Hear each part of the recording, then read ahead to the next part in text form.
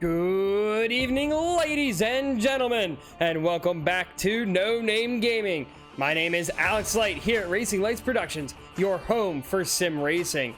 We are live at the virtual Charlotte Motor Speedway Roval for the Online Motorsports Association's Virtual Racing Championship SeatGeek Partners Rumble at the Roval. Tonight is the fourth round of Season 10 playoffs for the VRC. Last week we saw the third closest finish ever in VRC history. Jolene Sims was victorious with a 4,000th second margin over Drew Joie.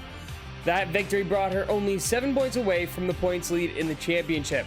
Only 3 races remain in the playoffs for Season 10, and things are going to heat up even more than they already have. Tonight is a challenging road course race here at the Charlotte Roval. After tonight, we head out west to the 1 mile, quote, short track at Phoenix. Then the final race of the playoffs will be in the state of Illinois at Chicagoland. 3 very different tracks that can produce a variety of results, so be sure to tune in for the last 2 races of the season. But looking at tonight, coming in, we have 3 drivers separated by less than 10 points for the championship lead. We have Drew Joie, Jarrett Talmadge, and Jolene Sims.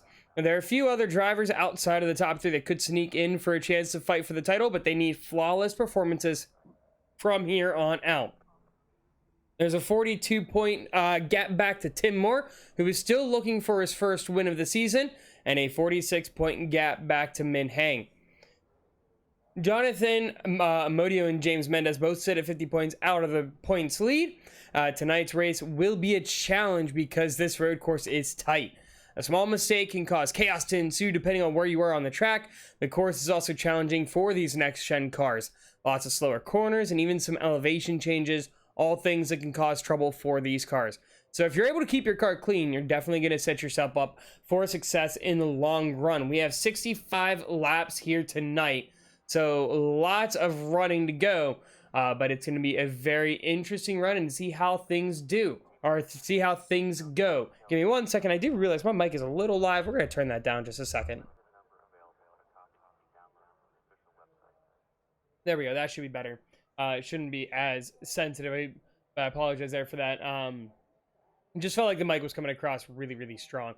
But let's go back over. You can just see a look at the track here. If you've never seen the Charlotte Roval, it's a beautiful, I mean, great setup. The track itself is very nice, fun to run. It's very tough in these next-gen cars because of those slower corners. The back end likes to kick out a lot. So we'll see how these drivers can handle it. And Will Reagan hopping in chat. He says he's about to throw into Roval. Heck, but good. Yeah, last start of the year for you. Oh, that's a shame. Hate to hear that, but I'm sure there's a good reason for it. Well, the best of luck here tonight.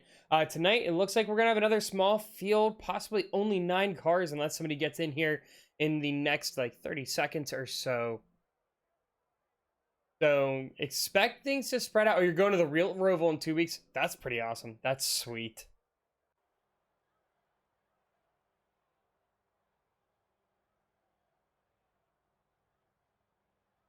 So let's go take a look at the starting lineup here for tonight.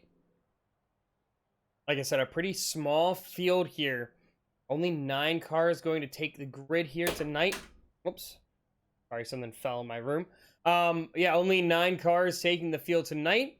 So unfortunately, even if you get a race win, it's like a Jonathan Amodio or a Min Hang or say, oh wait, James Mendez is not here tonight. Not going to do you good, a huge lot in points. Everybody's going to walk away with stage points here tonight because we only have 9 drivers. Let's take a look at our starting lineup for tonight for the Rumble at the Roval. Your pole sitter is Drew Joie. He is ahead of Min Hang by about a 1/4 of a second. About a 1/2 second back is Jolene Sims. Then Jarrett Talmadge about another second off of her. Then 5th place will be Colin Teague. And then Tim Moore must not have had a good run through qualifying. 7, almost 8 seconds off the pace from Drew. He is going to be in 6th.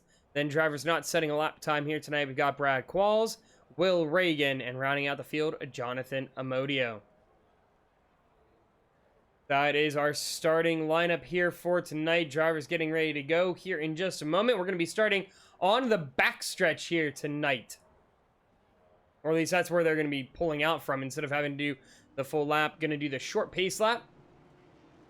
Starting right by the chicane and then coming around from there. So there's a look at the number 4, your pole sitter and points leader, Drew Joie. The other drivers you're looking out for here tonight in terms of the championship fight. I mean, they're all going to be in green on the ticker if they're in the playoffs, but Jared Talmadge and Jolene Sims are the other 2 drivers that are in the top 3. Less than 7 points from Sims to Joie, 4 from Talmadge to Joie. So we'll see how things are going to play out here tonight. These stage points are going to be very crucial for the other 2 drivers if they can try and jump Drew here. But the Porsche pace car coming off. Going to get ready to go green flag racing. We're going to ignore the chicane. And here we go. Barney the flagman. Flag is ready.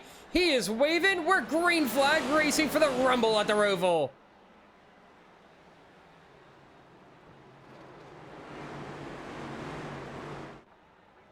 A big lockup from Drew there heading into turn 1. It's going to allow Min Heng to get up to the lead and give a little bit of a fight behind here. That is going to be Jolene Sims as she slides it coming around turn 4. She's going to be backwards on that straightaway. Big shunt there from Jolene Sims.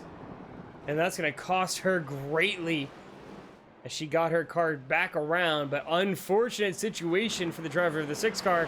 It was a huge, huge thing. She was trying to push that car. These tires are not easy to drive when they are cold. The car just does not like to move the right way. And she tried pushing it, trying to see if she can keep up with Drew on that outside. And the car just said, no way. So Min Heng able to pull out to the race lead after starting in 2nd place. He has himself about a 1-second lead back to Drew Joie. And then going a little bit further back, you've got Jarrett Talmadge, followed up by Tim Moore. So expect this race to be spread out. It's going to be a little bit of strategy. Not a ton of traffic, so it's going to be all about consistency. Think of this more as an endurance race than anything else, as Tim completely overshoots there. The chicane, going to have to take that time penalty. But he'll be slowing down as he goes into turn 1. Like I was saying, fully expect this race to be more like an endurance race. You're watching a lot of drivers, just consistency, try and maintain speed, just race the track, not as much the cars around you. 65 laps is a very long time to go throughout the race. And we'll have the track map up in the corner as well, so you can follow your drivers around. It is set up by numbers, not by track position. So 2 is actually Min Heng, the 4 is Drew Joie, and so on and so forth. That way you can locate them by number a lot easier than you could locating them by position. The battle for the race lead, you can take a look. There is Drew further behind Min Heng. He's got himself over a 1.5-second lead right now. Min Heng doing a very solid job. And we'll take a look on board. Let's ride on board with the 2 car. We'll do a whole lap here, get an idea of just how this car runs around the Roval.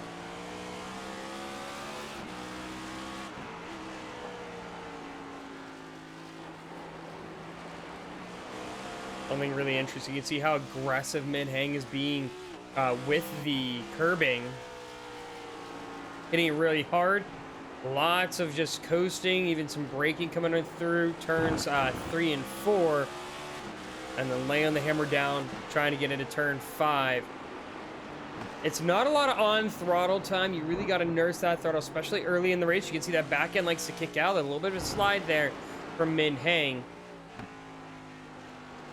Unfortunately, we don't have the pedal inputs. It would be great to see the driver inputs and see exactly what he's doing in terms of pedals for gas, brake, all that kind of stuff as we go through. But unfortunately, we don't get that option. But here he comes into the chicane on the backstretch. Basically, as soon as he straightens out, that car is already on the brakes. Again, pretty aggressive on the curves and gets that as wide as he can out to the wall to try and maximize his amount of acceleration before he gets onto the bank corners again.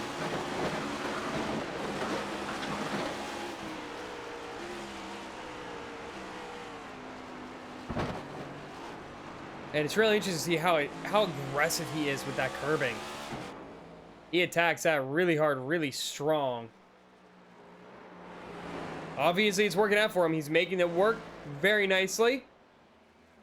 He currently is holding on to that race lead still. And you can take a look. Let's go look at the lap times between him and Drew. I know it's only been 3 completed laps. But you can see even the last lap here, which is about dead even. Or no, they weren't dead even. Sorry, I guess Joel might have had a time penalty or something. That's why it is not showing up. But Drew ran a 1:21.2 last lap. So still about 4/10 slower than what we saw from Min Heng. So that's going to be something we're going to see throughout this race. Well, let's see. Mendez coming into chat. He says, what's up? We'll be back next week. Had a holler file. Oh, my. Yeah, no, I know. I saw your messages in the VRC chat that you were at the Texas Motor Speedway race today. How'd it go? How was the race? I did not watch any of it today, so I am not aware of what happened in the race or how it went.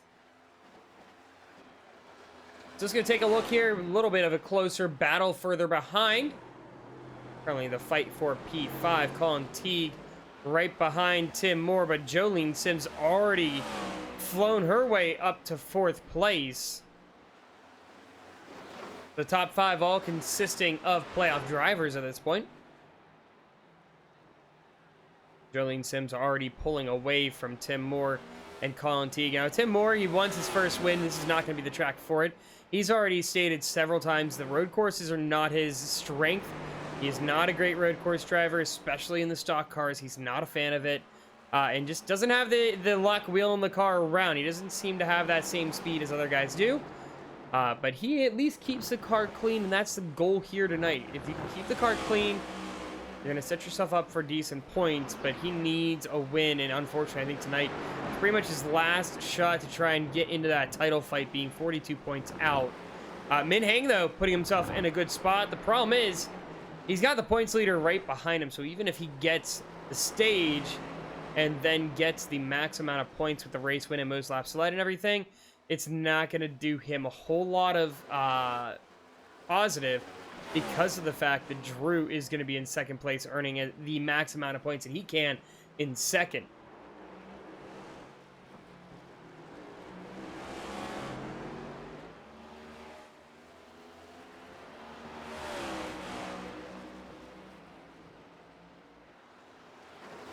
To catch him back up with Jolene Sims here, taking a look at her in comparison to the other drivers on track. You take a look at her lap times compared to Min Heng.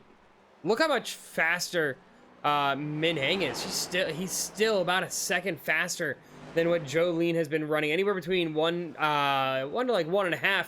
And she's been running pretty quick. She's been catching a lot of drivers. She's catching up to Jarrett Talmadge, but the problem is that's been really threw her off. She has to play catch up at this point.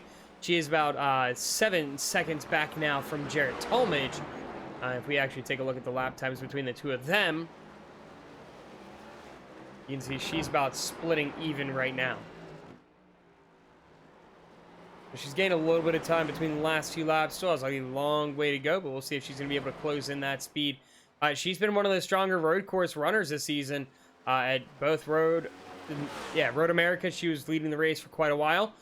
She also running really well at Long Beach before getting into a bit of an incident with Eric O'Connor. Some really good racing that we've seen with Jolene Sims on these road courses, and it's gotten better ever since our first road course race at Watkins Glen.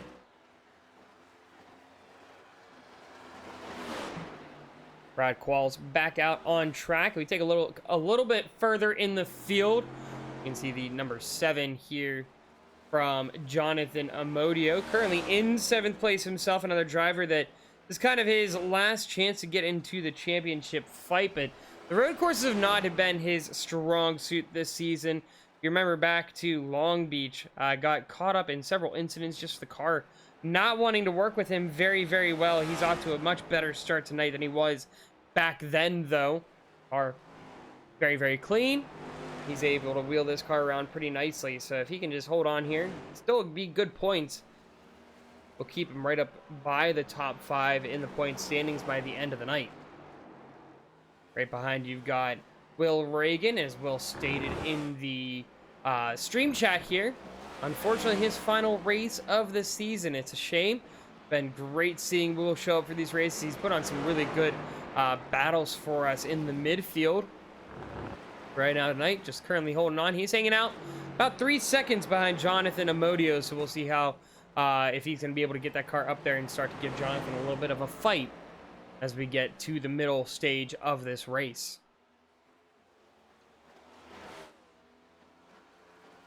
Right now, things pretty far spread out. You can see on the track map, everybody a couple seconds from the next driver up. You can see here, if we go to the blimp view, even from this angle, Drew Joa still not in frame. See how much further back he is. But 2.5 seconds is where he currently sits, but Drew's always been really good at being patient and letting the opportunities come to him. He saves his tires very, very well. We saw that 2 weeks ago. He was able to save and then really just pulled it out of nowhere. We'll see if he's going to be able to do that again here tonight. What his strategy is going to be. Maybe this is a strategy to let Min Hang run away with it, and then he can pull him back in. Maybe go for an undercut on the pit stop. Oh my, that was a big lockup heading there into the chicane. And the bus stop said, yeah, you ain't going to get through that way. Very, very rough there. But he is able to keep that car straight at least. It doesn't cost him a ton of time. Just about maybe half a second or so. Doesn't seem like it's going to be too much more than that.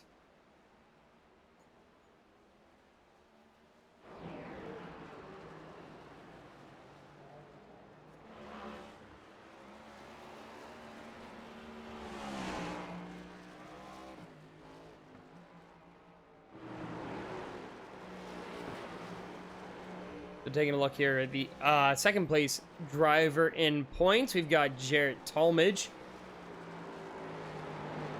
Jarrett currently is 10 seconds back from Min Hang, about 7 seconds back from Joa. If you take a look over the last 5 laps between him and Jolene Sims trying to close that gap. They're pretty much dead even on pace other than lap 6. She's only gaining maybe by a tenth or so. So when she's 6 seconds back, 6.5 seconds back like she currently is, still a very long way to go.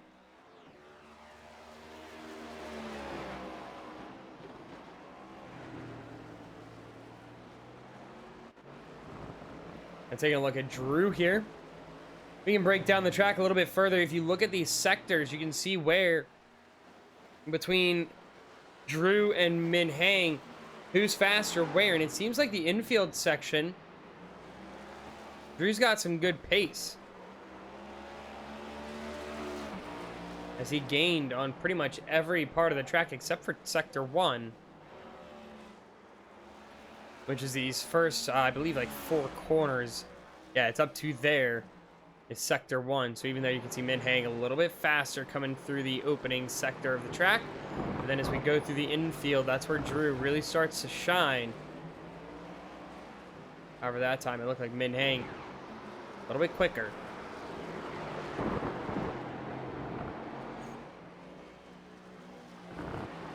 Coming a little bit further back in the track. Let's go back, take a look at Jonathan Amodio. As you can see right in frame there, we've got Will Reagan trying to see if he can put up a fight here for 7th place. And we'll see if he's going to be able to get into that battle. As you can see, Jonathan Amodio still keeping that car nice and clean. That's the goal here for tonight for the 7 car. After what was not a stellar performance at Long Beach, he wants to really show the improvement he can have at these road courses. You got to be a little bit more aggressive if you want to try and hold on to that position. About 1.5 seconds separates these 2 drivers right now. You can see Will Reagan getting into a nice rhythm here as he comes around. Getting ready to go back onto the NASCAR 1 and 2. He's closed that gap to about 1 second now, or about 1.25 seconds.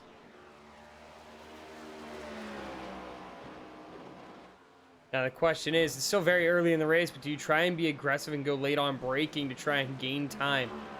Or do you just focus on the consistency here? It seems like Reagan is looking for the consistency.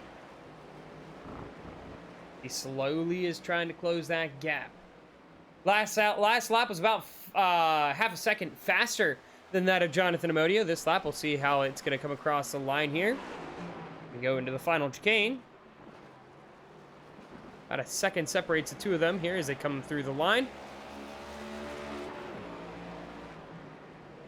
And he was still about 0.2 or so faster that lap, so he is slowly gaining on the 7 car. We should have ourselves a battle here very, very soon. Will Reagan goes a lap down as Jared Talmadge passes him on the back stretch. But already 11 laps have come and gone here.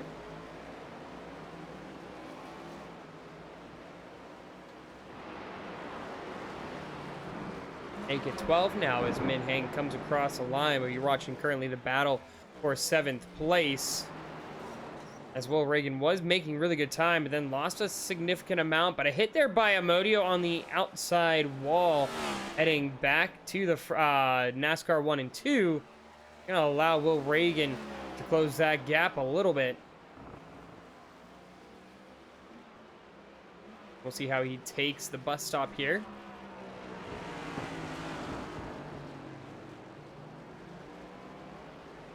Able to get a good run out there. Could bring himself within the draft as they get to the front stretch. Again, not a long time on the gas as, Amodio heading into the pit lane. Taking a look here. It doesn't seem like anything is wrong with the 7 car. Take a look in the cockpit. Oh, yeah, that toe got broken. Side hit on that outside wall really broke the toe there on the 7 of Jonathan Amodio. Unfortunate for him. He's going to go down a lap here in pit lane, possibly. Because our battle for the race lead coming around the front stretch now. As you can see, Min Heng crossing the line. He's built himself a 3.5 second gap now back to Drew Joua.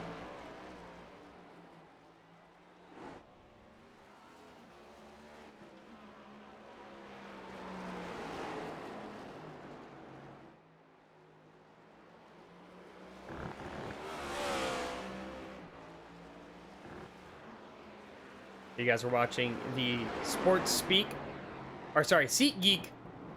Partners Rumble at the Roval. Hopefully you guys are enjoying the action so far. Really good driving from everybody on track. Lots of consistency when it comes to this track.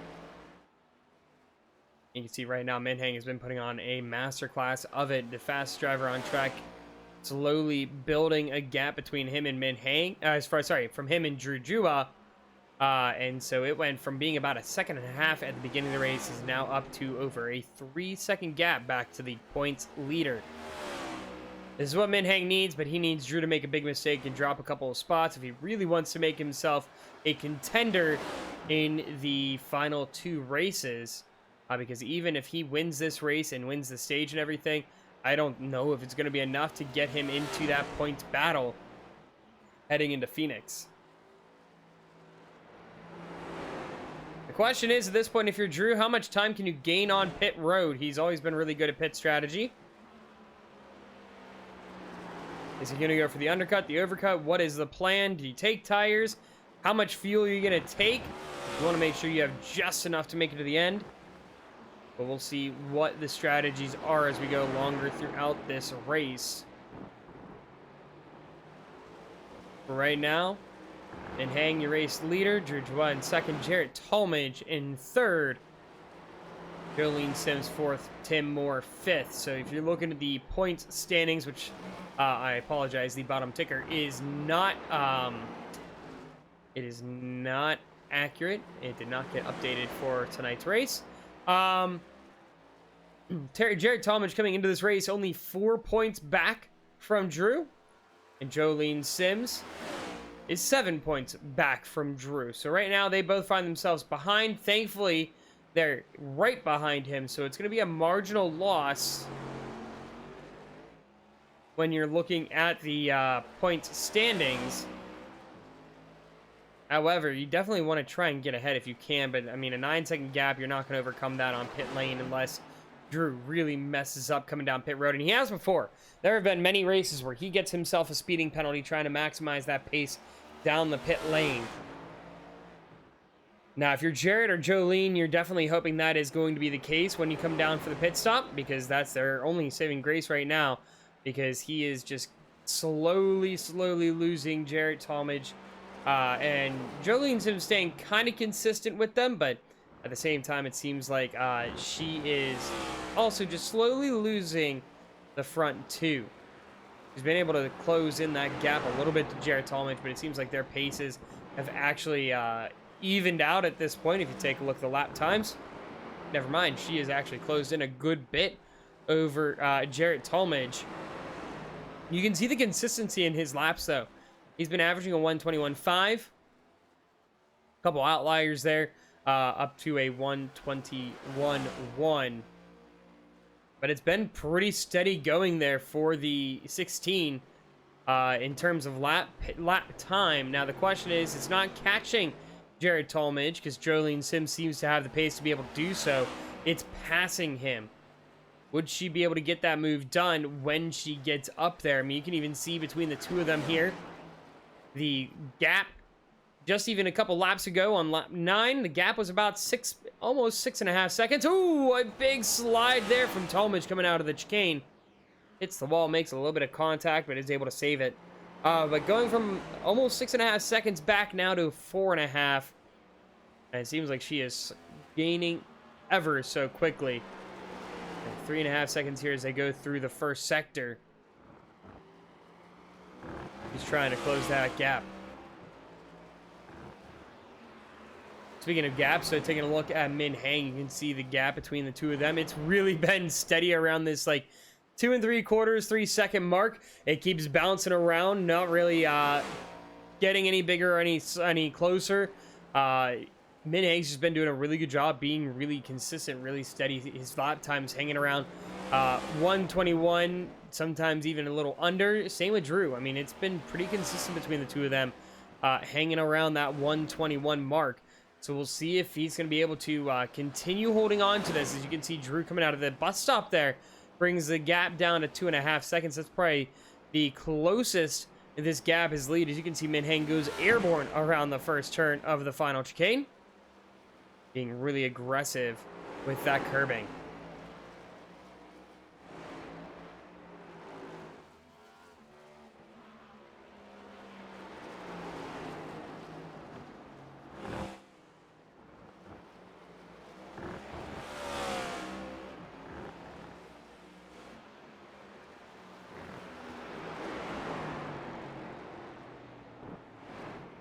Taking a look, we'll check in with that of Tim Moore. See him coming around the front stretch now. Not too much further back. You've got Colin Teague. He's about 3 seconds back from Tim. It seems like Tim has been slowly building a gap here back to Teague over the past several laps.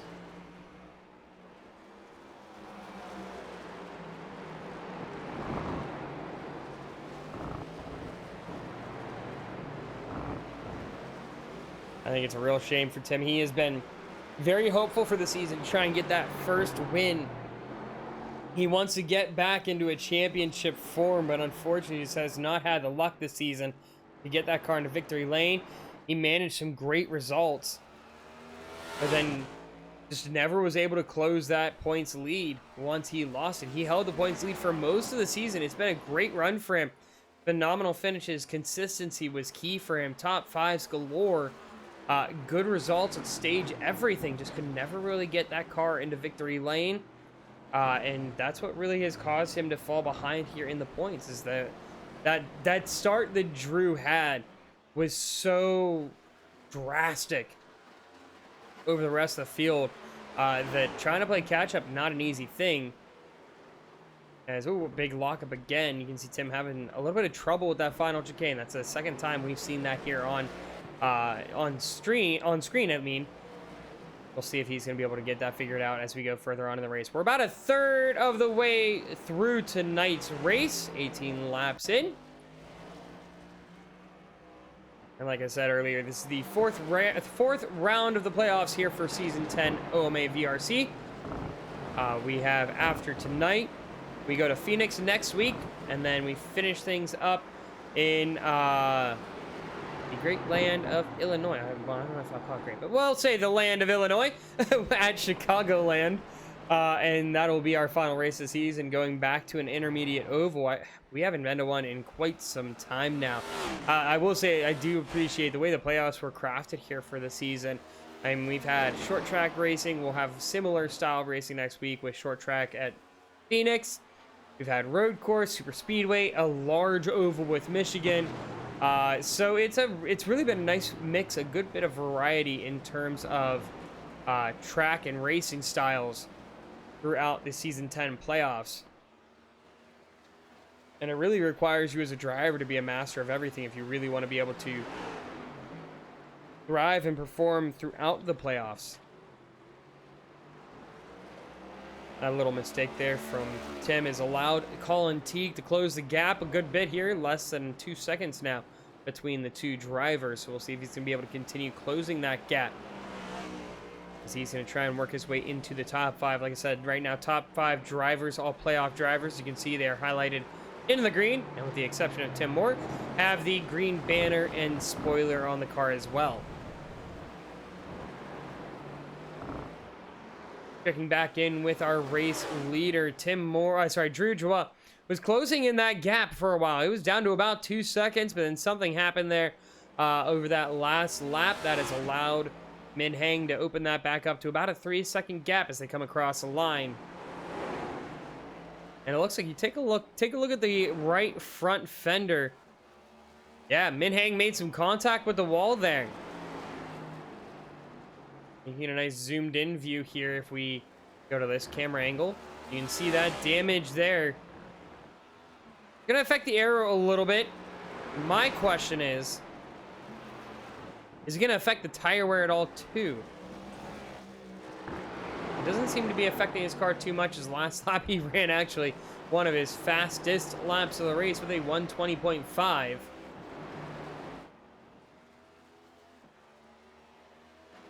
We'll see if he's going to be able to continue making that kind of progress. If he does that, and he puts in lap times like that, he's definitely going to be able to expand this race lead.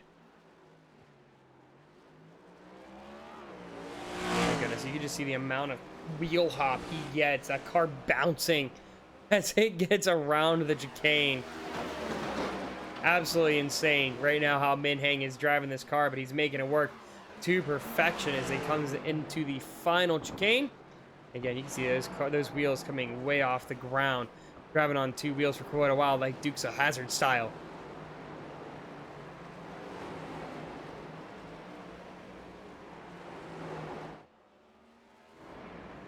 Take a look back here at Drew Joie. You can see even himself, he's taking some damage on that right side. The question is, I mean, where did you take that damage? Where did you hit the wall? My guess is probably coming back around to the NASCAR 1-2, where we've seen a couple of drivers make contact with the outside wall, or the front stretch. That would be my other guess, because it's not this corner, but it's the next one here as they come around here. That wall, it's very easy to misjudge the distance to that wall as you get ready to set up for this turn to get into the banking and try and maximize your speed heading into the bus stop. My guess, my thoughts is probably that both of the drivers made contact there. We did see Min Heng make contact with the outside wall on the front stretch coming around the final chicane, so that might be where Min got his damage. You can see Drew pushing a little bit different way there. We saw Min Heng attack the second turn. We see Drew Joie attack the first curve. It seems to work out for him as he's gaining a little bit of time here. But again, it has been marginal gains for Drew, and every time he seems to get himself within about 2 seconds of a second, or sorry, about 2 seconds, that gap seems to widen again.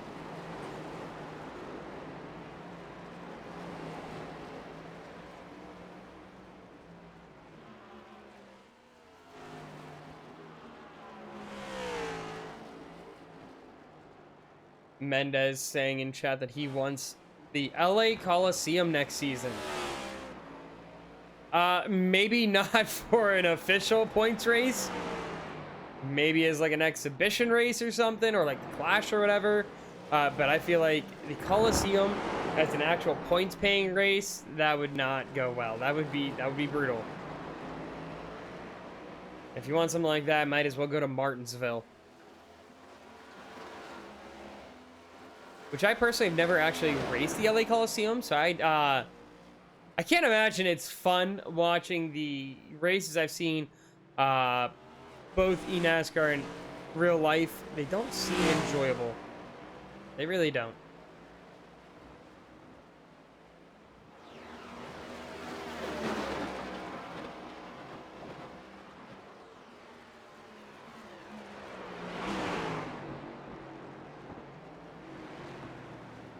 We come across the line, lap 23. We're officially a third of the way through the race. Closest battle on track right now, and it's not really much of a battle. It's about more like a cat and mouse game. It's Colin Teague and Tim Moore.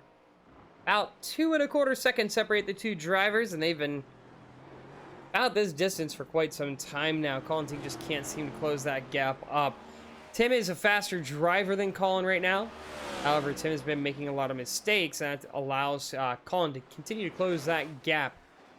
That's where he gains a lot of the time. Fastest lap of the race just set by Drew Joie. He set a 1:20.18. That is his fastest and the fastest lap of the race. Talmadge and Jolene Sims both setting faster laps. They're fastest of the race for each of them. They're trying to close up to the race leaders, but it's not enough. Talmadge keeps falling behind. He's about 14.5 seconds back now from him and Hang. Jolene Sims, though, has been remaining steady, very much like Drew Joie. They're all, the three of them, Joie, Hang, and Sims, sit around that similar pace. Pretty quick and very consistent. I think had Jolene not spun on that opening lap, we probably would have had a three-way fight for the race lead, probably within 1 to 2 seconds of each other. But it is what it is. She's doing the best to do a recovery drive at this point. Less than 3 seconds away from Jared Talmadge at this point. Could maybe even jump up to second in the point standings for herself if she's able to get that that third place finish. And that was very aggressive by Colin Teague, taking almost the entire car over the curbing.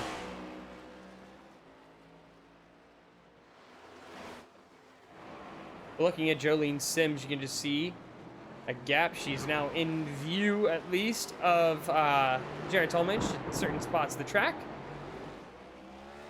Even looking at their lap times in comparison. There's half a second faster lap time around. And has gained time considerably over the past several laps. You can see if we look at the Delta. Sorry, that's going the wrong way. That's looking at Tim Moore. Looking at Jared Talmadge. She's closed that gap by about a half second over the past 5 laps. So she's going to continue to try and tick that away. But it seems like his pace has balanced out a lot better now over these past 10 laps or so. That gap is not bleeding as fast as it was earlier on, where she was gaining almost about a second a lap.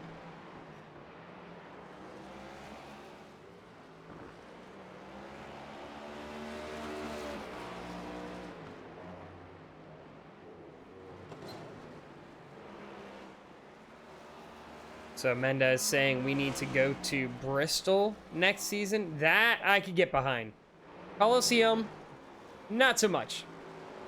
Bristol, though, would be a lot of fun. I personally love Bristol. I think Bristol racing is some of the best. And I think the track on iRacing is a great one because it does provide, you have multiple lanes. You can get multi-groove racing. If you got some people that are willing to really push that bottom line. It really is a fun track to run. It's just keeping the cars clean on track. There's some times that it can devolve into some chaos. So if we go there, I think it would be great racing. I think it'd be a lot of fun to see. One of my favorite tracks on the sim. I also think if you're thinking short track racing in Iowa would be fun. Iowa would be a cool track. I think we did Iowa this season, didn't we? Trying to remember. Yes, we did. So you can always go back to Iowa. I'm trying to think other short tracks. You can always do something like go to a like a local short track kind of thing. Go to like do like a short track tour. Do like a Hickory. I don't know how these cars would do a Hickory. It would probably be a nightmare. But you could do like a Hickory or something, or like a Five Flags. Go to, say, you could go out west to Kern County, do something like that, or maybe in Irwindale. There's a lot of different tracks I think would be really cool to do. They just, in my opinion right now, iRacing needs to fix that short track package. And I think part of it also is because of the fact that NASCAR needs to clean up that short track package because it's not great right now.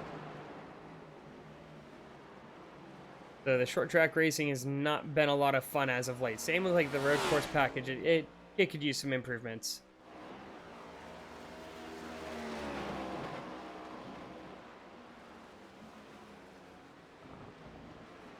We get closer to the halfway point of the race. Getting to the point that pit stops are going to start to come into question. How long can you go before you need to stop? Who's going to be the first one to blink and go down pit lane? A couple battles looking at on track here. You got the battle for the race lead between Minh Heng and Drew Joie. You've got the battle for third place, which that gap is about 4 seconds now. Jolene Sims has lost some time to Jared Talmadge. But Jared in third, Jolene in fourth. And then the battle for fifth place, which currently is at about it looks like a 6-second gap now, as Tim Moore has really opened up that distance between him and Colin Teague. But that is the battle for fifth place. And then even, you want to go back to seventh. The battle for seventh place is Will Reagan is now 2 laps down. And you got Jonathan Amodio also 2 laps down.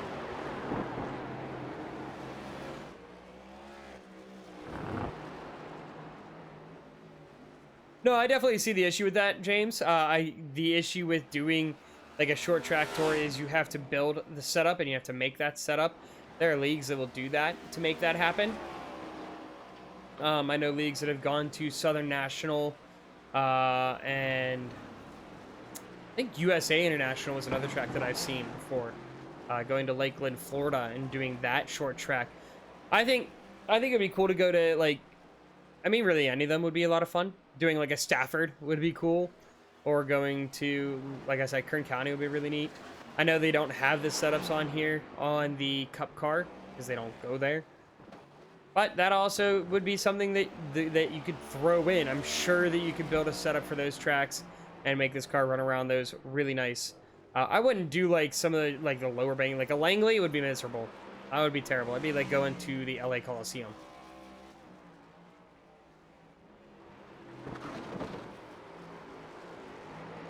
But while we do have a moment, for those of you in chat, what is your thoughts on the big news that came out from iRacing? I believe it was last week. It felt like maybe it was 2 weeks ago, but I think it was last week. With the SRX car, the Superstar Racing Experience, Tony Stewart's Racing League. They have finally come to an agreement, and they are going to be scanning and putting the SRX car into iRacing.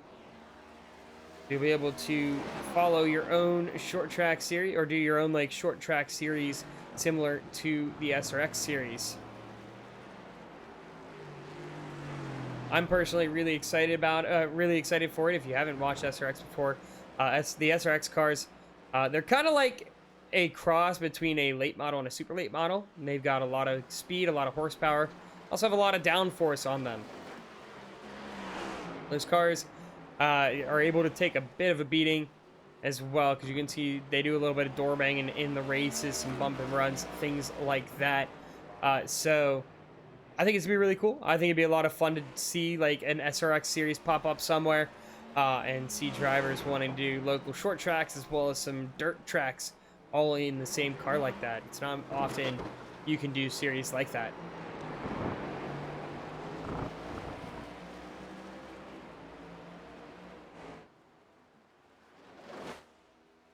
Taking a look at our race leader, Minh Heng. That gap now 4 seconds back to Drew Joie.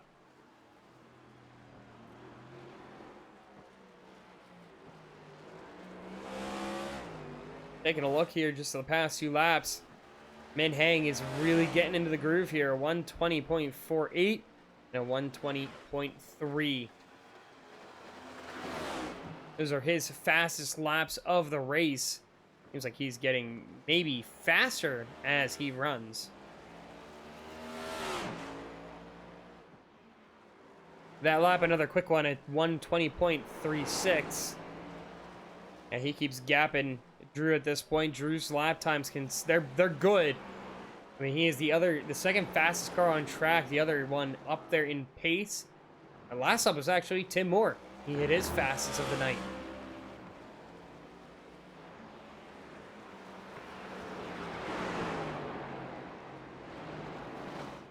Right now, Min Hang seems to be in a world of his own, and given any mistakes, could have this win locked up and possibly put himself back into the title fight conversation.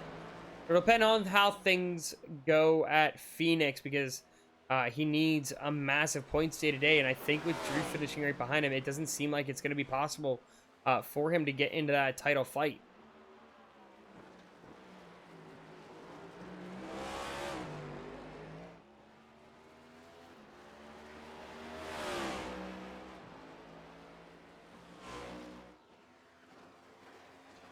If you want to play a game of what if, we could do a what if of Eric O'Connor.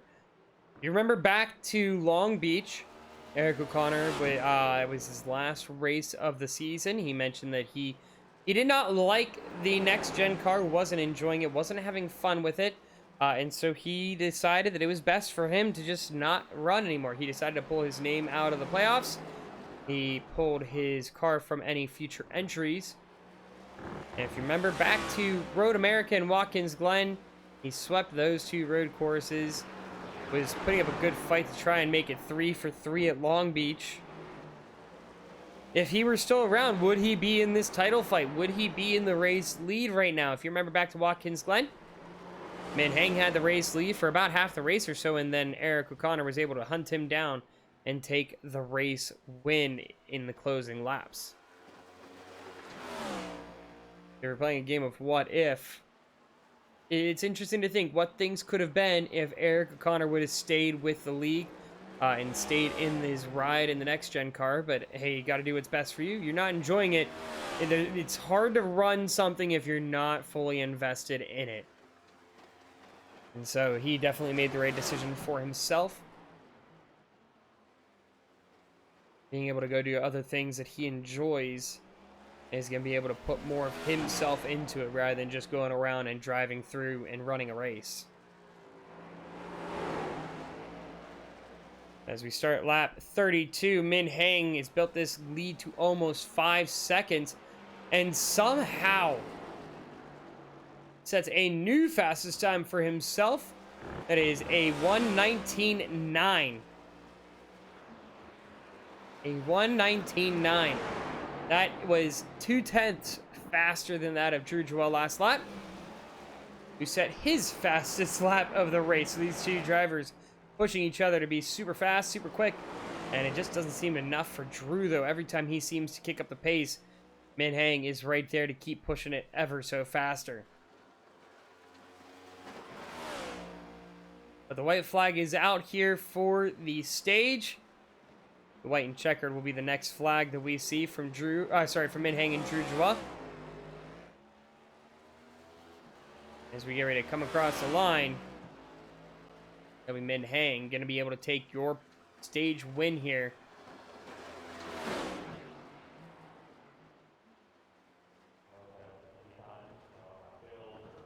And there it is. Lap 33. Min Hang going to be your stage winner. Drew Joel second. And then here comes Jonathan Amodio, currently in 8th place, 3 laps down.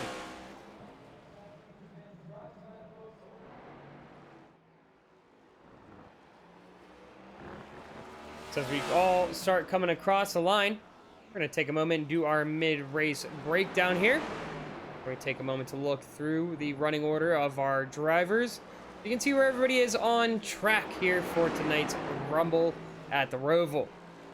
Your race leader currently, Min Hang. He's been running lights out, took the lead in the opening lap and hasn't looked back. He's built a lead up now of over 4 seconds and is continuing to hold that.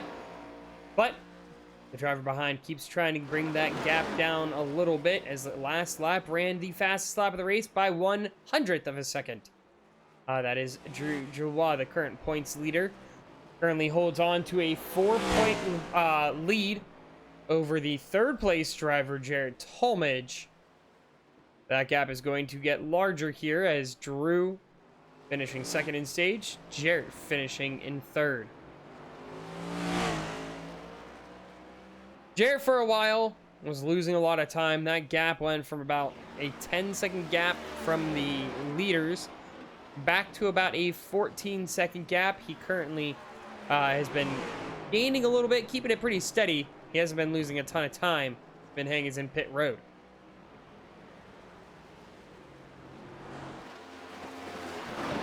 Then looking at your fourth place driver, we got Jolene Sims. If you remember back to the opening part of the race, Jolene Sims... Oh, hang on. We have a little bit of a glitch in the system.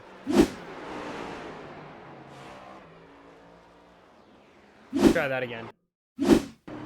There we go. If you look back at the opening lap here, Jolene Sims side by side with Drew Joua. Tries to cross over, and that car just did not want to cooperate coming around turn 4. And she got herself backwards, causing her to have to reset and hunt down the rest of the field. She's done a good job of it, though. Currently finds herself in 4th place. So we'll see what her strategy is from here on out.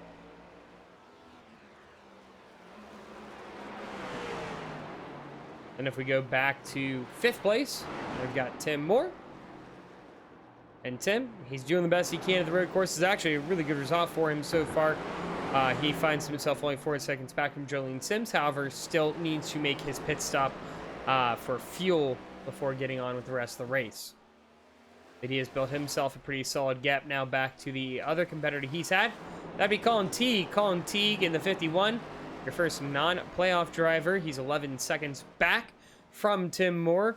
He's just been racing nice and steady. We haven't seen much of Colin tonight, and that's probably how he would like it at this point, just keeping the car nice and clean, nice and steady, and he's had himself a pretty solid run so far. Going to our first car 2 laps down, we have Will Reagan. And Will, like he told us at the beginning of the race, this is his final race of the season. Unfortunately, he will not be joining us for Phoenix or Chicagoland. He is actually going to the NASCAR Roval race in 2 weeks. So that's part of the reason why he won't be here for Chicagoland. But it's been great seeing how Will's run tonight. It might not be his best. I know he wasn't really looking forward to it. However, he's done a really good job keeping this car pretty steady. A 7th place finish, and I might have cursed him. Okay, I heard the car slide there, come back onto the NASCAR oval, but was able to keep it straight, so he's all good. And then rounding out the cars currently running, we've got Jonathan Amodio. If you remember back to Long Beach, Jonathan Amodio did not have a great run there. The car didn't want to cooperate with him, got beat up a good bit, but he's been able to keep that car much, much cleaner here tonight. It's been a good run, other than breaking that toe link at one point. That car pretty much scot-free at this point. So, unfortunately, due to that damage, has found himself 3 laps down. So trying to do that hunt to get back up there. At least try and see if maybe he can get himself into 7th place. And then rounding out the field tonight would be Brad Qualls. He has taken that car behind the pit wall, and he has called it a night. So Brad is going to round out the field in 9th place here for tonight. So Drew is currently your points leader, or your race leader, I mean. Going to lead a few laps, and I would not be surprised if he tries to run this dry. Because at this point of the race, he currently has himself a 26-second lead over Min Hang. And, oh, he decides to bring it down now. So now comes the race between Min Hang and Drew Joua. Min Hang was down pit lane. He took him about 44 seconds in and out of the pit box. And you can actually see when they decided to come down across the top 6 cars. So far, some of them not coming down. Min Hang on lap 33. Jolene Sims lap 32. So the McGinnis Motorsports drivers scheming something up there. You can see, though, here comes Min Hang out of the chicane. He's coming across the line into turn 1. So if Drew's going to try and beat him out, he's got to go now. And it doesn't seem like they're releasing him. No, he is still in his pit box.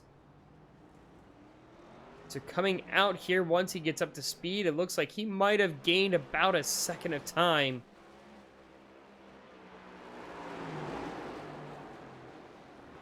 Yeah, he gained about a second. That's all he gained, though. Needed a huge gain.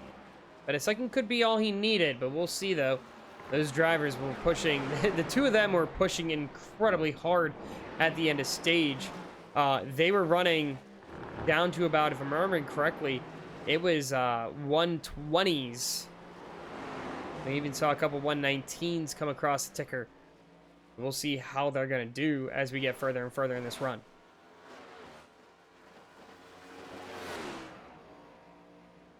I mean, you can see here, if we take a look at the best times here on the side of the on the timing tower, you can see the fastest laps from each driver. Once we get through pit stops, we can also start showing the last lap of each driver.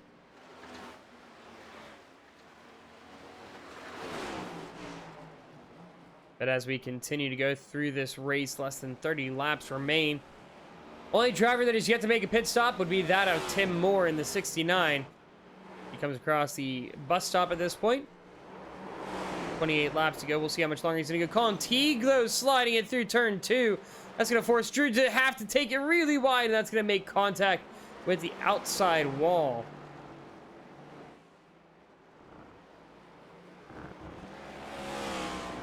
I'm sure Drew is not happy about that one.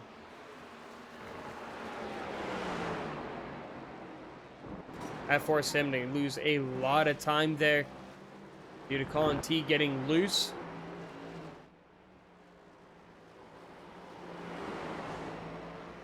That gap back to 4 seconds. And we'll see if he's going to be able to close it up as we go longer and longer into this run.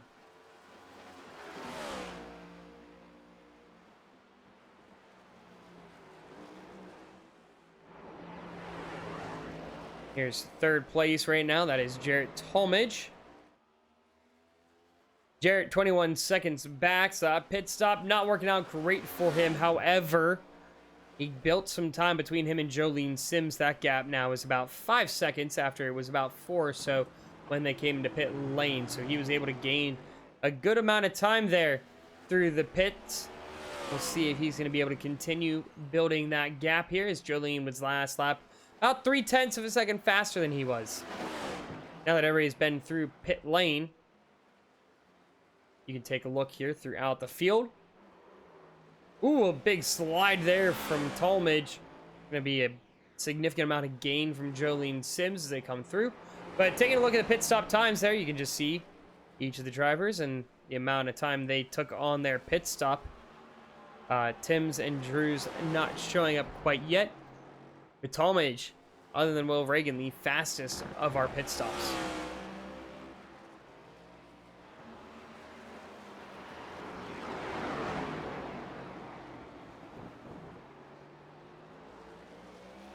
Tim Moore coming out just barely ahead of the race leaders.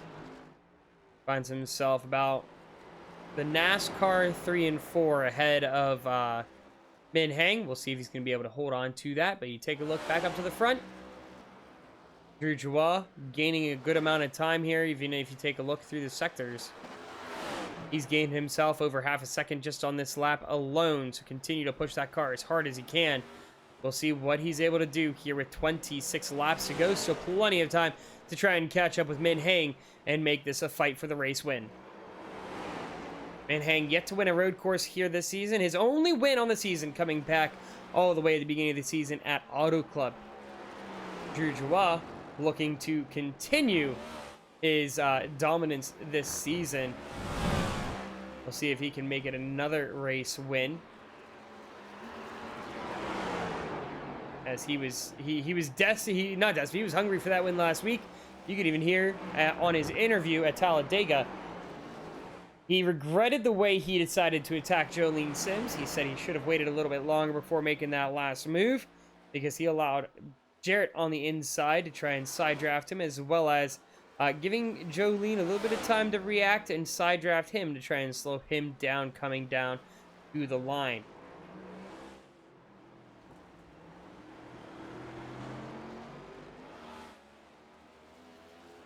Last lap was Drew's fastest of the race, the fastest lap of the race overall.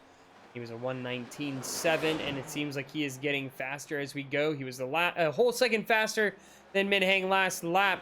We'll see how he's going to be this time around. It's very, very bumpy around that chicane.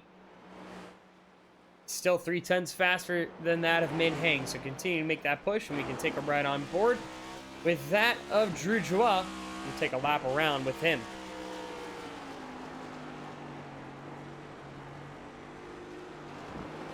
Interesting to see how coming around turn 3, he exits all the way out to the outside before coming back in. And even here around turn 5 does the same thing. Utilizing as much of the track as they can. Come around, gonna make it on to the NASCAR Oval.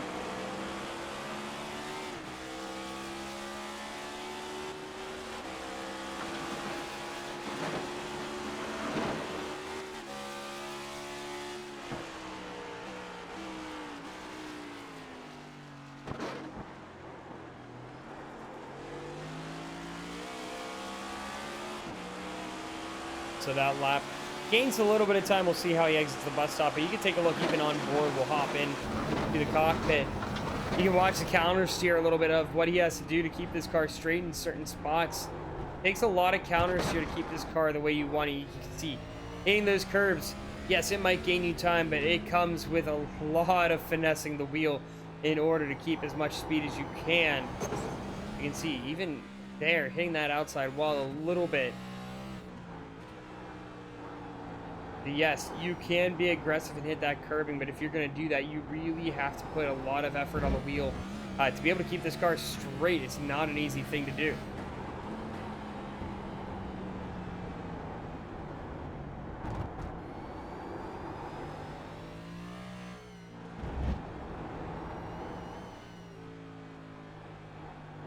But I'll be interested to see is whenever he gets to the bus stop, he hits that curbing really hard. Just seeing what he has to do to keep this car straight across it.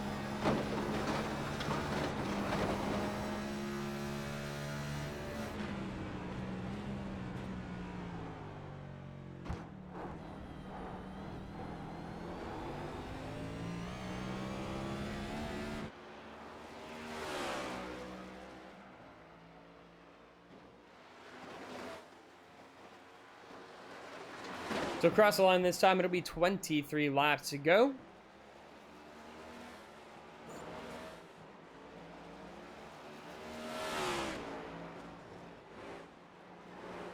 We're going to go ahead and turn off the mic and kick up the sound here. Give you the sights and sounds of the Charlotte Roval. We get into the last 20 or so laps in the race.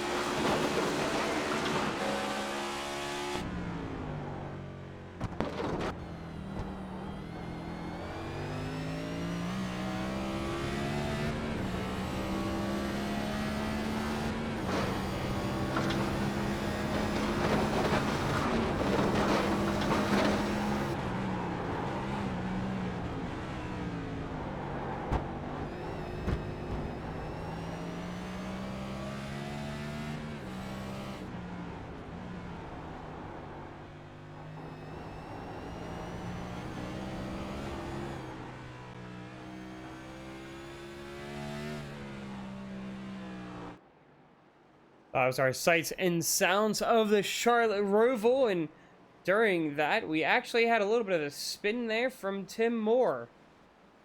That card now brought within 2.5 seconds of Colin Teague again after he's built up a pretty significant gap back to him. Let's go take a look what happened here with the 69 car in the bus stop chicane.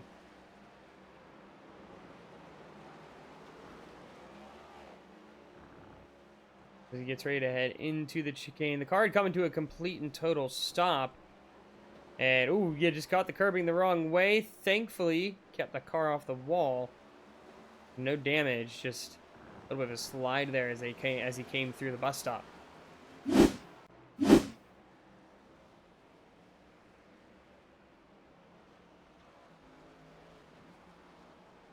gap between him and Colin Teague, about 3 seconds. We'll see if Colin Teague will be able to make that close up a little bit.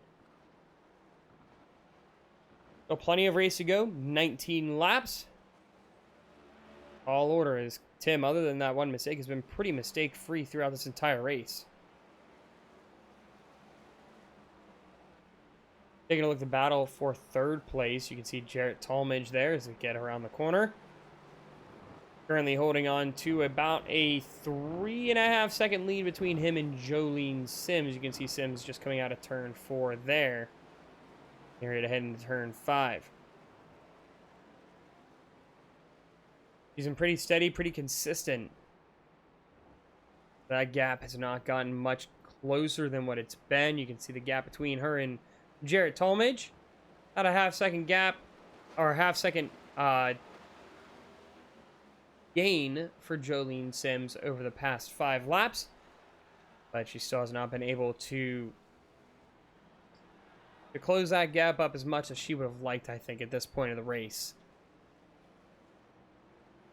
I mean, a 4th place finish will be fine. However, not exactly what she wants, especially trying to compete for the championship. I mean, you've got Drew. He's still holding on steady to that 2nd place finish, and it seems like that's kind of where he's going to stay at this point of the race.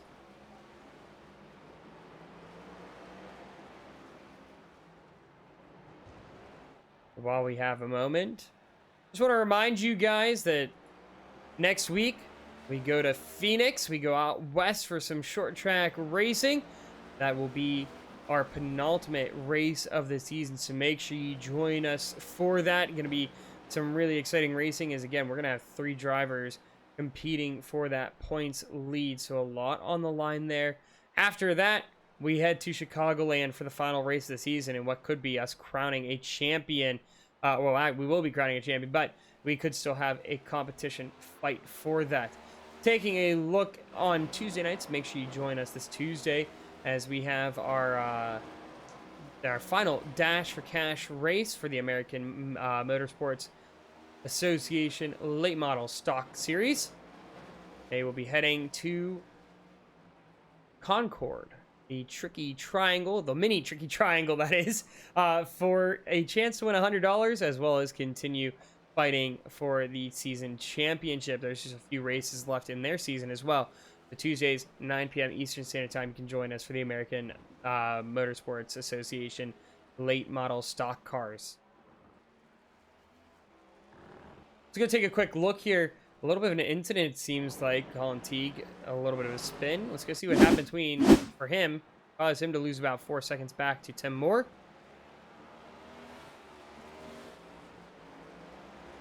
And it looks like heading into turn 1 is where the mistake happened.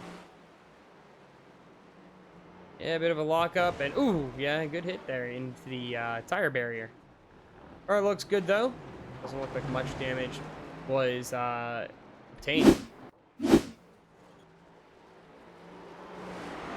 Taking a look here, last lap times, you can see just in comparison here between the drivers who are the fastest ones on track.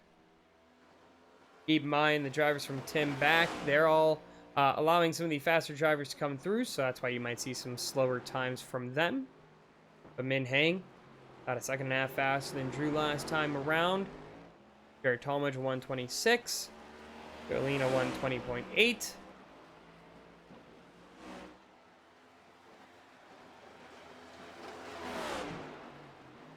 Even as we come across the line this time, we'll see where Jarrett and Jolene both sit.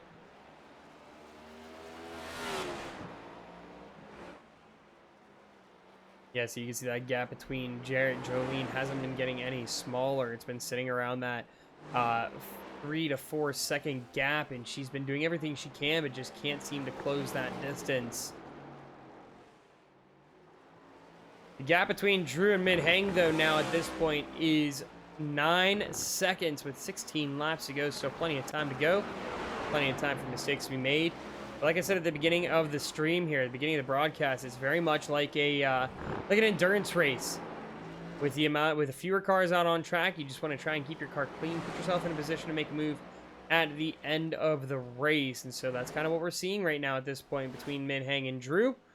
Those two drivers doing a really good job, putting themselves in a great spot to be able to compete here at the end. If a mistake were to come out from Min-Heng, Drew is in an opportunity that he could try and capitalize on it.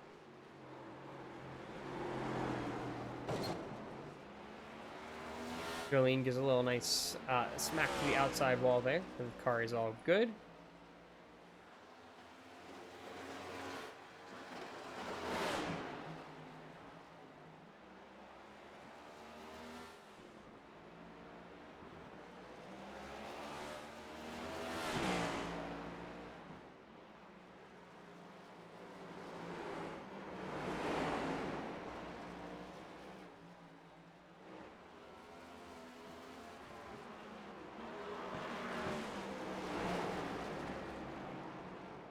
Jolene Sims coming up on Will Reagan.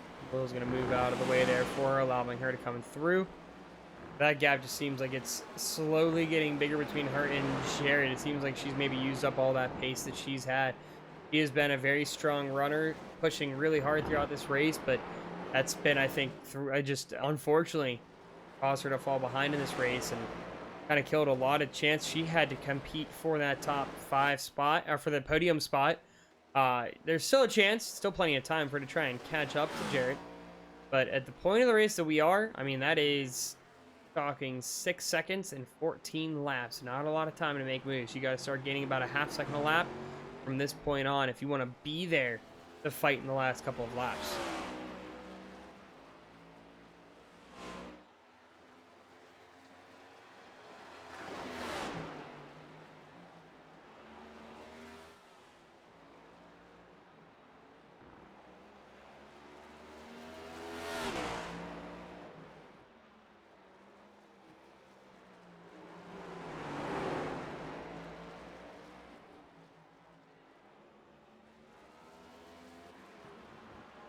With 14 to go, taking a look at Min-Heng's car. It still has that damage on the right front, but it hasn't mattered as that gap now a 10, almost 11 second gap back to Drew Joie. Not sure what's happened with Drew's car, but it just does not have that same speed it did earlier as he was running significantly faster laps. As we go back to him, you can see here between the two of them, he went from running 120s to the car just not very consistent. Makes me wonder, is there damage on the car that is affecting the toe? That would be my guess. Let's take a look on board here with Drew. Maybe it's just the tires are shot. The car doesn't want to cooperate with him. He just needs to lock in his place.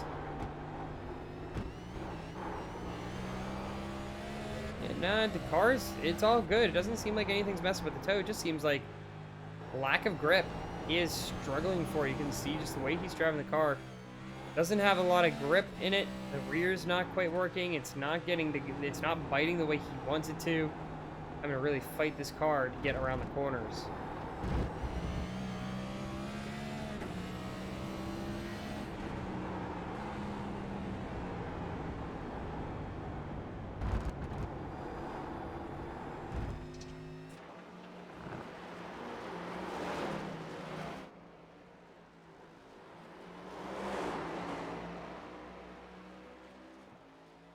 Thankfully for Drew, he does have himself a pretty good cushion back to Jarrett Talmadge. A gap about, we'll say, 14 seconds. So a significant gap, but even if you take a look here over the past couple of laps between him and Min-Heng, 5 laps ago, it was a 4-second gap, so I don't know what happened between those 5 laps. We missed something, but it has expanded. It's been a 7-second gain for Min-Heng. It has been pretty strong here for him. A good running here from the 2 car. But even taking a look here back to Jarrett Talmadge, that gap also shrunk about 6 seconds the other way. It went from a 21-second gap between Drew and Jarrett to now being about a 14-second gap. So it's about 7 seconds, and still continue. You can see the 4 car really struggling for grip in the rears. Lots of slide coming from that back end. Now, it could be the fact that the car is empty in the back end, not a lot of fuel left. But it could be also the fact that he just burned up those rears as he was pushing really hard earlier on in the race. But then the question is, why is Min Hang not dealing with that? Why is Jarrett Talmadge not dealing with that issue? I mean, possibly the way that Drew was driving the car has just caused it to slide a ton like this.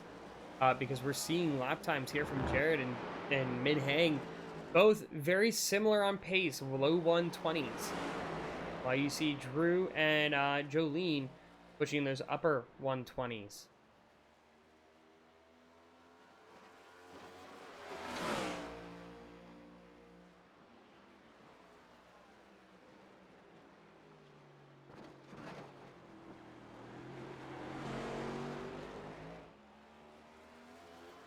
Gap between Jolene Sims and Jarrett Talmadge has continued to grow, almost 8 seconds now between the 2 of them. It's currently at 7.5 seconds. You can see Jolene Sims just coming in around NASCAR 3 and 4 as Jarrett enters the chicane.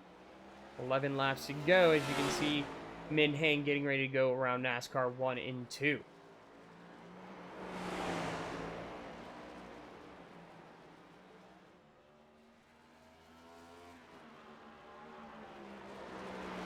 The way tonight's race has run, it feels like we've pretty much got our field set for our final result, but we'll have to wait and see. Anything can happen in the final 10-11 laps. Right now, your top 5, Min Hang, Drew Joa, Jarrett Talmadge, Jolene Sims, and then Tim Moore. So your top 5 runners in points are currently your top 5 on track.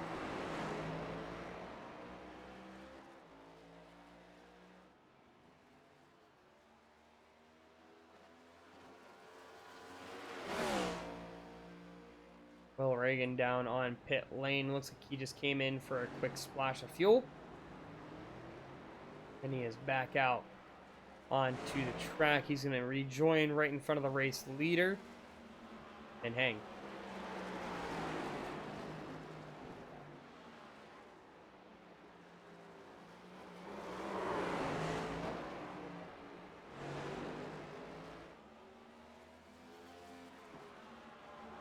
Ten laps to go. Drew is in damage control at this point.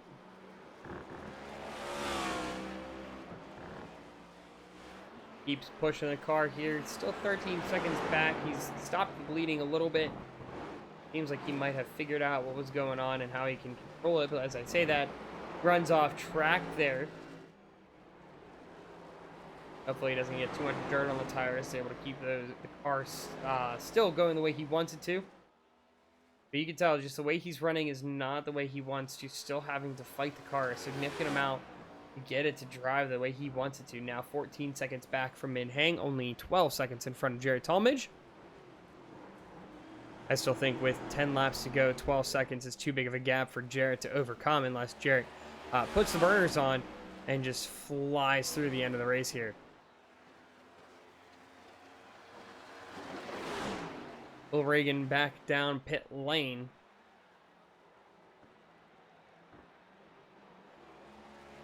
Not sure what that could be for, but it'd be an opportunity for Jonathan Amodi to gain himself a position back into 7th place for the 7 car.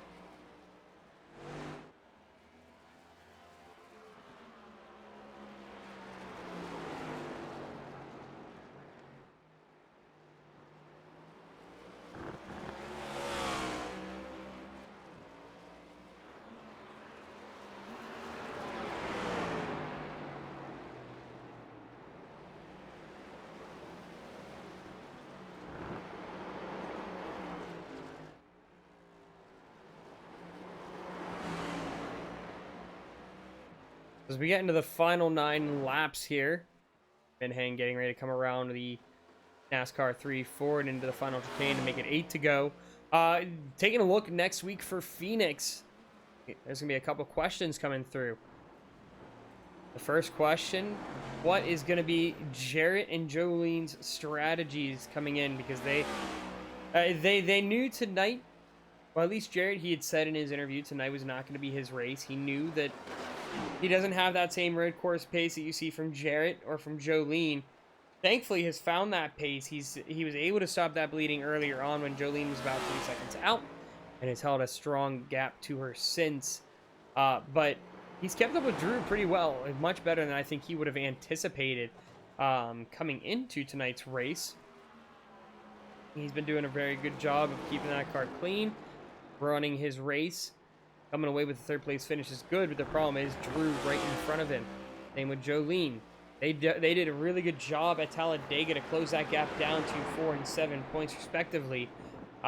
Then now the question is, what do they have to do at Phoenix in order to try and get themselves back into a contention really for the title? If we're going to have these small fields for these final 2 races, places are going to come at a premium. Points are at a premium because there's not a lot of drivers on track, not as much separation between you and Drew. You really have to maximize where you're at on track for stage and where you're gonna have Drew at the end of the race, because he typically is a front runner no matter the situation. But you never know. Phoenix being a short track, it's going to be a lot of bumping. It's going to be very physical. We're going to have some aggressive moves coming out, I'm sure, because it's going through turns 1 and 2 where you can use who knows how much of the track, and you can use so much of it. You can have drivers drive on the apron and then slide up and make a mistake and take out some drivers in the field, or try to be really aggressive into 3 and 4, or use all the way down to the pit wall on the apron around that we'll say tri-oval part. There's a lot of different things that could happen. I think Phoenix is going to be a bit of a more unknown compared to, say, tonight's race or like Chicagoland. But if you're hoping for that race that you're able to get yourself up front and just hope that, and you hate to be this way, but hope that something happens with Drew, that he's going to find himself a little bit further back in the field. That's going to allow you to close that gap back up, because this 4-point gap for Jarrett, 7-point gap for Jolene was an ideal situation coming into tonight. I think with a bigger field, could have made things a little bit more interesting. However, it is what it is. 9 drivers showed up. But they're able to at least minimize the loss that they have to Drew after tonight's race. So taking a look for Phoenix, I think that's going to be a bit of a wild card. Looking into how that all is going to play, it's kind of hard to predict what's going to happen for Phoenix. But then after that, Chicagoland, I think Chicagoland is going to be a little bit more predictable. Your typical intermediate oval, a D-shape oval. But I think the nice thing about it is it's got more grooves than I think most of the D-shape ovals do on the service. So we'll see how that all is going to run out. But now at this point, 6 laps to go. At this point, really 5.5 laps to go. But Drew back 16 seconds now. Jarrett Talmadge has closed that gap to about 10 seconds. Still lots of time to go. There's a possibility, but it's very slim that Jarrett catches up to Drew. He needs to beat him by about 2 seconds a lap. He's only beating him by about 1.5 seconds.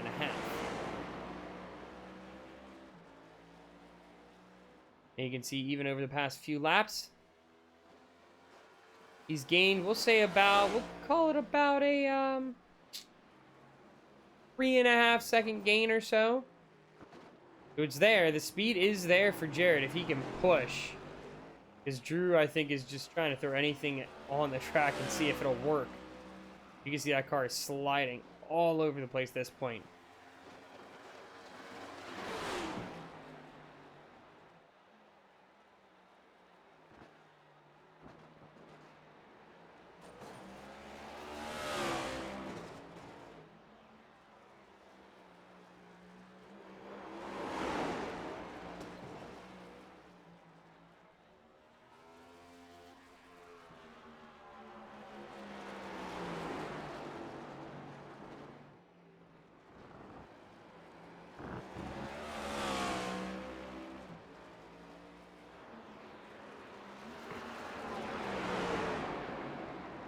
So as we get ready to hit that 4 to go mark, Min Hang coming across the back stretch now. Keeping that car nice and smooth.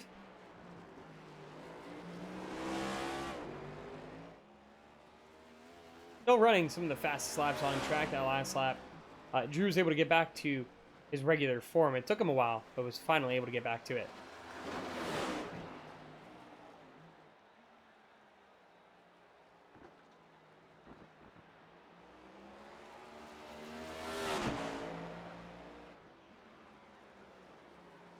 I think one thing that surprised me with the way Min Hang has been running the track, with how aggressive he can take that curbing with that damage. It hasn't caused any more damage to the car. Kind of surprising, honestly. You'd think maybe hitting it that hard would cause it to move or something like that, but no, the car has stayed pretty clean. Other than that one hit, he's had himself a really strong run. And at this point, he can just kind of cruise here through the final 4 laps. He has a 16-second lead. Even if he were to take it easy, still would only lose about 1 to 2 seconds a lap, and that still would not get Drew anywhere close to this point.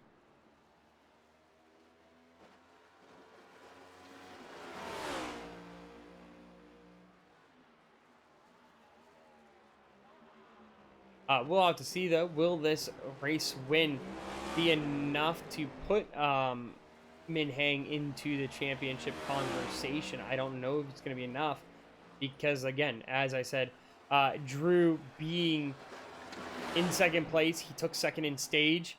It's going to be hard to see if that's going to be enough to bring him into that conversation. It'll be a 46-point gap right now. We'll say, I think it's what, maybe gain 4 or 5 points. So that's still a 40-point gap for Min Hang. He can hit the wall coming out of turn 1. I don't know if it's going to be enough for him. It's still going to be a pretty large gap, and honestly, he would need max points days, and Drew maybe not even show up. And even then, I don't know if that's going to be enough.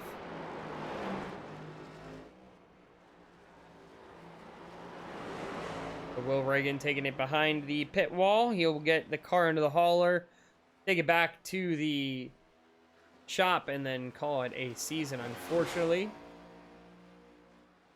We'll take home 8th place here for tonight's race. Go through the bus stop chicane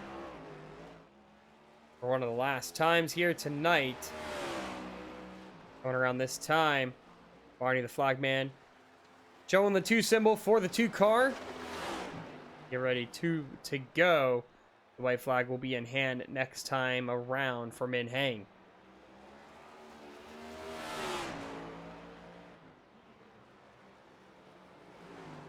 Hey, that's all that matters, Will. I mean, honestly, coming out, just showing up, great to have you back on track. I know it's been a little while, and just doing the best you can and improving your lap times, always a great thing. So glad to see you back on track here tonight. Sad you won't be with us for the next 2 races, but I know you like to hop into chat even though you're not able to be on track with us.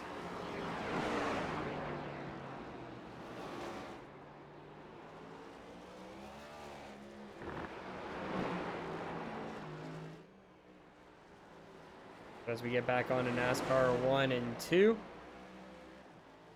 Min Hang going to take the bus stop chicane for the second to last time. Our final road course of the season getting ready to come to a close. It has been a total domination here for Min Hang. He has put out a phenomenal race.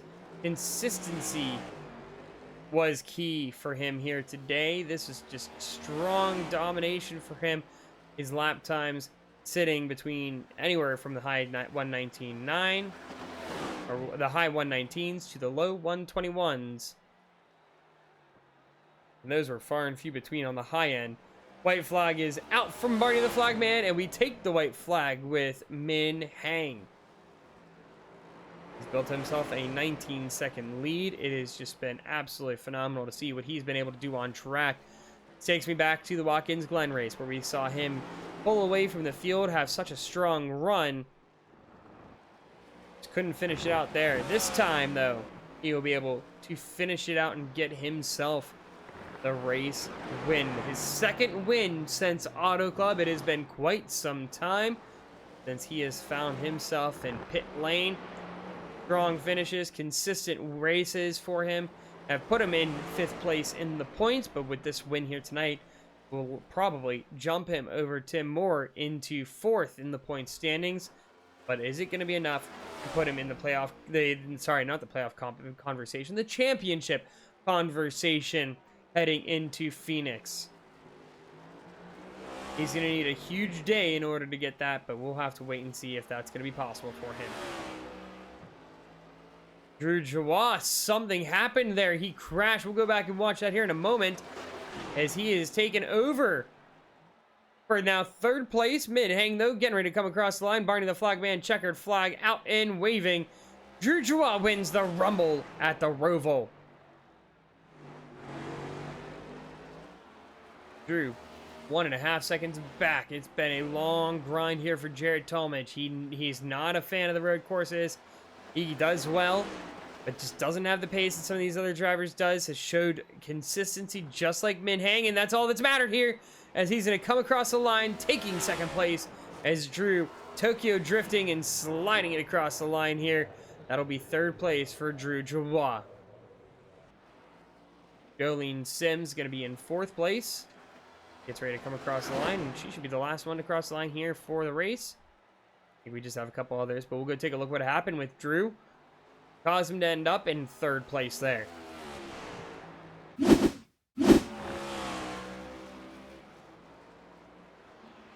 Coming around turn 5. We know he had been struggling for grip in the rears. And yeah, the car just did not want to stay underneath of him there.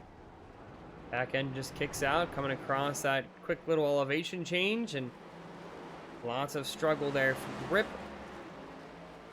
So he ends up falling back to 3rd place. So let's go take a look at the final result here for tonight's race. It's been a good one, that is for sure. Really good racing. These drivers showing really what it takes to be strong at a road course. Min-Hang comes away with the race win, a 23-second margin of victory. Back to Jared Talmadge, who snuck his way into 2nd place. Drew Jawa finishing out in 3rd after fighting the car over the past about 10-15 laps. Jolene Sims finishes in 4th. Tim Moore rounds out the top 5 1 lap down. Colin Teague right behind. And Jonathan Amodio 4 laps down. Will Reagan 8 laps down. And finishing out the field in last tonight is Will Reagan. Take a moment to get our top 3 up here to the booth. Do short little interviews here. And then we will get ready to take the OMA VRC show out west to Phoenix. But we're going to talk first with Drew Jawa, our 3rd place finisher here tonight. Should be able to come away with the points lead still after having a solid run for most of the race. Only 1 spot behind Jared Talmadge. But we've got Drew up here in the booth. And Drew, taking a look at the end of the race there, what was going on with the car? It started when we came out of pit road. I was only like 2 seconds behind Min, and Colin Teague wrecked off the final, wrecked in the middle 1 and 2, and I had nowhere to go, and I don't know if I clipped him and got in the wall, but I got a right front wheel damage, and then 3 or 4 laps later, I got left front wheel damage, and after that, the car just was never the same. And that was like 5 laps to go. I just took off my headset because I was so just so annoyed with the wrecks I was involved in and like the mistakes I made. And I don't even know what happened. I kind of like lost, like, now I want to say vision, but like I don't remember anything that happened in the last 10 laps until I wrecked in front of Jared. I haven't even looked back at it, but I guess we'll take P3. Could have been 2 points ahead of Jared, but now we're back to even with him from this race alone. So we had the pace. Min was super fast, was more consistent, made less mistakes, and that's the reason that he finished in the first position. Well, still a strong finish for you, even though you struggled with the car there at the end with that damage. I was wondering, it seemed like something was wrong with either damage or tire wear, but we couldn't see anything from our point of view at least. So it was hard to tell what was happening, but still, third place finish is a good finish. Phoenix next week, and then rounding out the season at Chicagoland. So it's definitely not an easy task to try and take your third straight championship, but it definitely can be done, as you're going to have, again, like you said, a 4-point lead heading into Phoenix. Before you head on out, anything else you would like to say? Anybody you would like to thank? Oh yeah, shout out to you for always broadcasting for us, and shout out to the rest of the team, OCM, and we'll see what we can do at Phoenix. Hopefully, I don't get in the wall as much as I did today, but we'll take the points lead and we'll go to Phoenix. All right, so Drew, thanks again for joining me up here in the booth. Always a pleasure talking to you, and congrats on holding on to your points lead after tonight's race. Thank you. That was Drew Jawad, driver of the number 4 car, your points leader. And we're talking now with our second place finisher, second place in the points coming into tonight and even after the race. We've got Jarrett Talmadge. And Jarrett, that race, I know you weren't looking forward to running this as much as some of the others might have, but still a great result for you, a second place finish. Was that what you were expecting to happen? No, not really. I don't know. I don't even remember what happened at the start of the race, if I'm being honest with you. So, I don't know how I got in third at the start of the race, but I was in third somehow and kind of just held on to it. Yeah, you did a really good job with consistency. That was really key. While you were saying last week and some of the previous weeks that you're not as fast on the road courses, I mean, you look over your lap times over the past, we'll say 10, 15 laps, they were on par with that of Min Hang, maybe even a little bit faster at times. So you had a really good car, some really good pace. It just took a little bit while to settle in, but the end of the race there, that spin from Drew really helped you out. We were talking with Drew. He was saying how he was looking forward to being able to have a 6-point lead, but now it looks like it's going to be a 4-point lead heading into Phoenix. So that championship title still right there within reach for you. Yeah, my whole motto basically the playoffs was just control what I can control, and whatever happens happens. And so far it's besides I'd say probably Dega worked out pretty good. So well, Dega in Michigan, but yeah, I don't know. It took so long for me to finally get comfortable with pushing because I just didn't want to wreck early on. And then when I finally did, I was just so far back that it really didn't matter. I think I gapped Jolene there at the end, which was pretty encouraging because I know she's pretty good on the road courses. But yeah, that Drew spin was really huge, honestly, for title swing momentum, keeping it at exactly what it was entering a track that I know him and Min and JoJo are better than me on. So yeah, pretty excited about that. Well, next week we go to Phoenix, and then we wrap out the season at Chicagoland. So best of luck to you to try and close that gap next week at Phoenix and possibly even go for your second title in this season after winning the IFC earlier on this year. But before you head on out, Jared, anybody you would like to thank? Anything else you would like to say? Yeah, shout out you for putting on the broadcast, everyone who runs the league, and OCM for letting me be in their VC once again. All right, well, that is Jarrett Talmadge, driver of the 16, your second place finisher here tonight. Second place in points. We'll see if he can fight for that championship lead next week at Phoenix. Congratulations again, Jarrett. Thank you. So now bringing in our second-time race winner, his first race win since earlier on in the season at Auto Club. We've got Min Hang here in the booth. And Min, how's it feel to finally get the 2-car back into victory lane? Yeah, man, it feels good. It's I think it's the pace that we've had all season long. It's just, it's the first time we've been able to like really capitalize on it. Just we had the pace, we had the speed, short and long run. It was, I mean, the tires are kind of level out, so it was kind of just all, who had the faster car, and yeah, we just did that the whole race. Minimize the mistakes. Obviously, I think I made a few, but it wasn't enough as the people behind me they made more mistakes too. So it was just, again, it was, the pace that I think we had the entire season. So I think this was the first time I've been able to like really put that into perspective for everyone to see. Yeah, you've always had really good pace at the sorry, not the short tracks, at the road courses. You've been one of the fastest drivers on track, and I talked about it many times on the broadcast back to Watkins Glen, where you gapped the field. You had yourself a really good margin before Eric O'Connor was able to come back and pull out the win. But taking a look just even at Road America, before you had some incidents, the car was running really, really well for you. You had some really good pace. So tonight, the consistency was there. You were able to keep that car clean other than one hit on the outside wall where you got that damage on the right front, but that car finishing really, really nicely. So my question to you is, tonight, getting that win, Drew finishing third. He was second in stage, though. Is that going to be enough to put you into the championship contention if you're able to sweep again next week? No, sir. I think just off quick math in my head, I think I've only gained maybe like 7 points or so, and then I'm 44 behind, so that should only be like what? I'll be 35, 37 Somewhere around behind. there, yeah, like the high 30s, I think.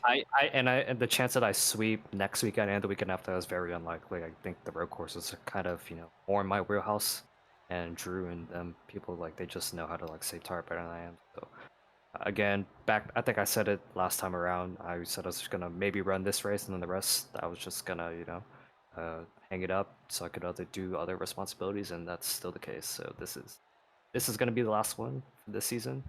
So it's nice to come out on top. This one, very on top. Well, hey, what a way to finish out the season for you, getting a race win. But before you head on out, hopefully we'll see you back for season 11. But before you go, anybody you would like to thank? Anything else you would like to say? Thanks to giving me the opportunity. Obviously, had that little run in Charlotte. I thought maybe it wouldn't have worked out being independent, but obviously I've been able to have some good teammates.